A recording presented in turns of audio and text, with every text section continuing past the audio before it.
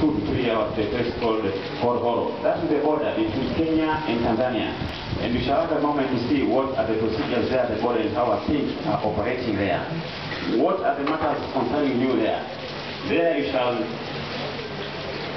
stamp your passport, and that is to say we need to have a passport or a traveling document. Yes. If you do not have an opportunity to secure one, do not worry. It only takes you 10 minutes at most if you go to Ilala, Temeke, or Magomeni municipal offices. You go there with 2 passport size. A reason is going to travel, which is this one, and you are 10,000. You go there, you submit your request. You go out for a breakfast. When you come back, it will be there ready for you. And you leave putting it in your pocket. Ready. But in case you're so lazy to do that, don't also worry. I can help you. If you go at the border there, they still issue temporary travel documents at the border. For those of you who are so busy with education that they cannot spend their 10 minutes at the municipal office. But also for health issues, you also need to have a yellow fever card. Yellow fever card, yani homa ya manjano. It is now becoming an issue here in East Africa. So you also need to have that vaccine. Where is it being offered?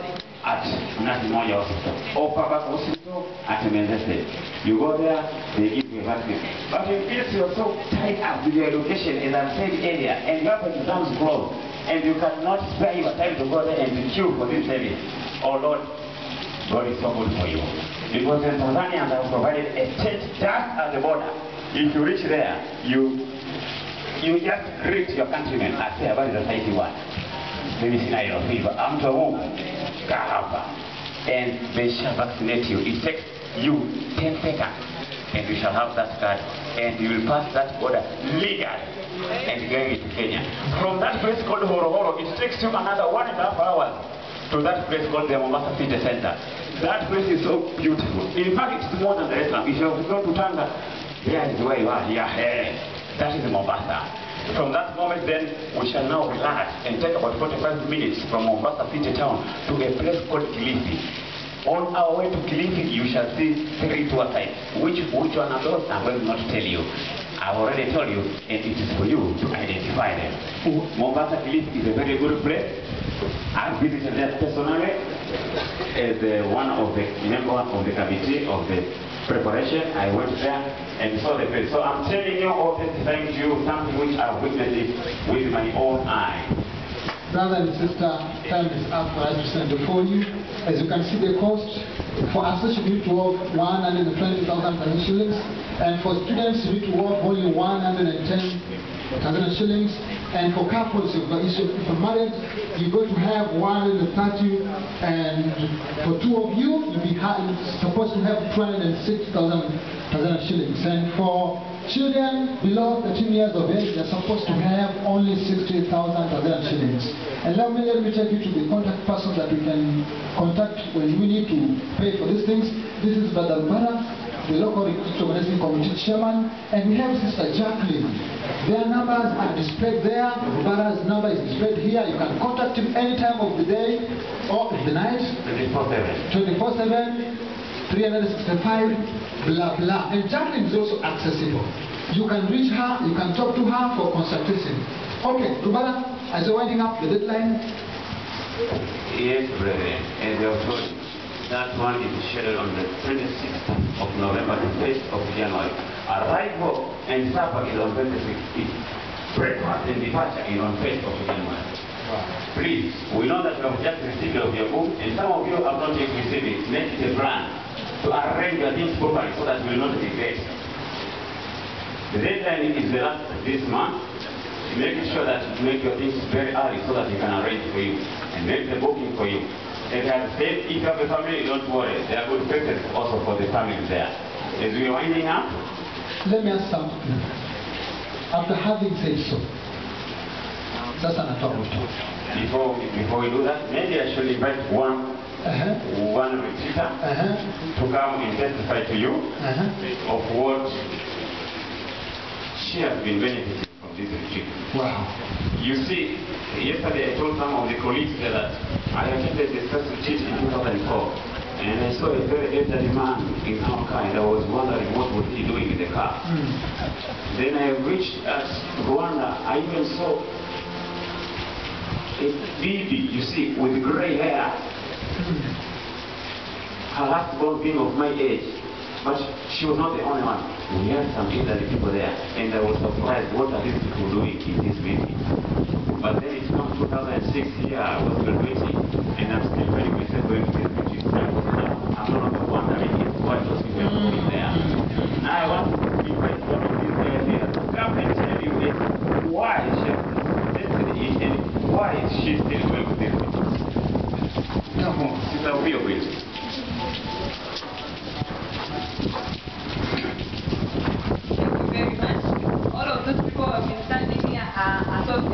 But no wonder they just tell me that just do it because your fellows who are not even associates, and they're also planning to go and see what's been happening and what's going to happen at Kilifi. I first attended the retreat in 2008 when I was in first year. I had no any experience, but I said, let me try and test to see what is happening. Why are these people so encouraged to go and see what is happening? So I went. The retreat was in Marathon, and to tell you, that thing has never changed, and it has remained in my heart, and it's going to remain in my heart for the rest of my life, because what I saw there, I've never regretted, and I'm not going to regret. And I said, I shouldn't just end here. The second retreat was in Lubumbashi, Congo, and I was like, when will I go to Congo? I'm just here. What will keep me going to Congo? I said, this is a chance. Let me go and see what's happening in other countries. And I went. To tell you, I said I should not end here. I should see what's happening in other countries. And when I was in third year, I said it was a very tight schedule, and I said, well, will I do it? Will I make it?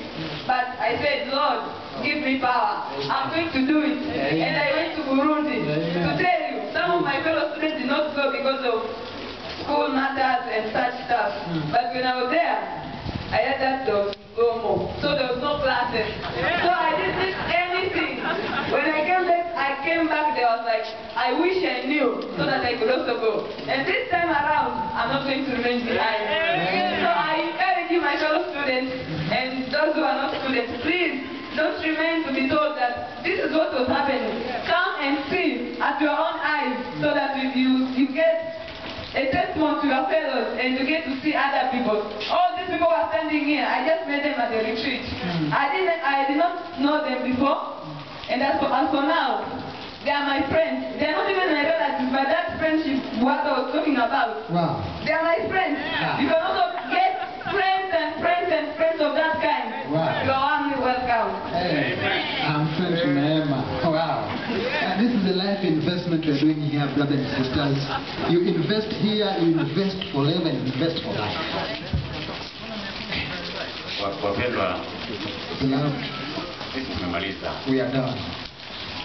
Sisi tumemaliza. Na tuambie kwamba hatuji hapa kuja kuwafanyia kwa maana ya kwamba promotion.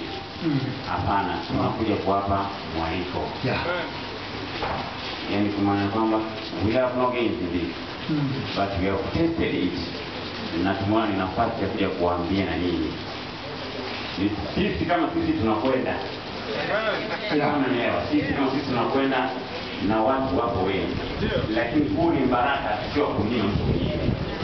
Na ndio maana tunakuja kuambia wewe pia kwamba una kitu kama hichi. Hii ni fursa kwako, watu wanapata kitu moja, mbili, tatu. Tumia masa wako huo uweze. Humu naona watu wengi ambao nawafahamu, na tunao kwenye Kristo kina Migueli, kuna kijana pia amekaa pale. Funga mkono bwana.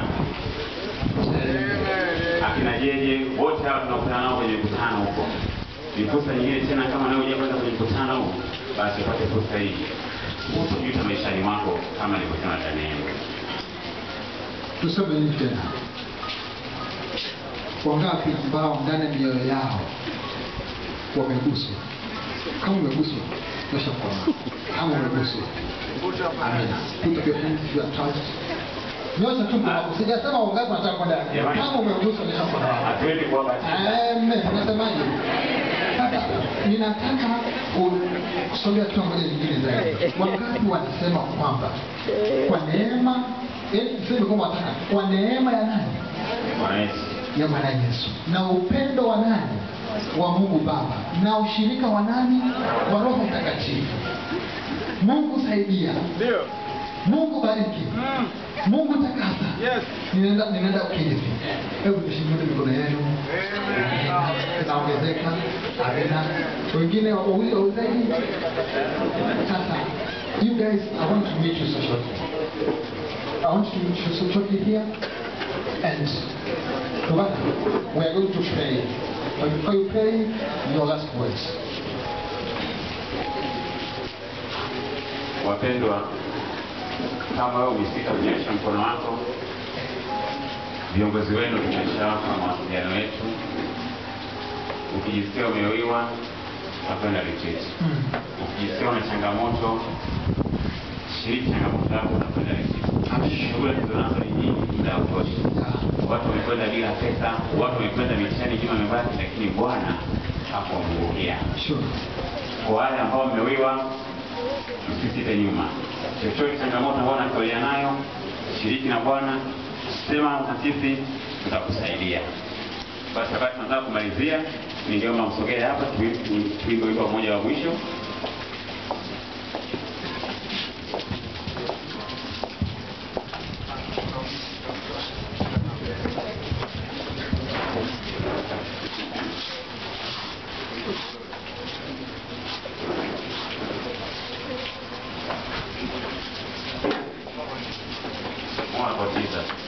Basi simame wote kwa pamoja tuimbe wimbo mara ya mwisho.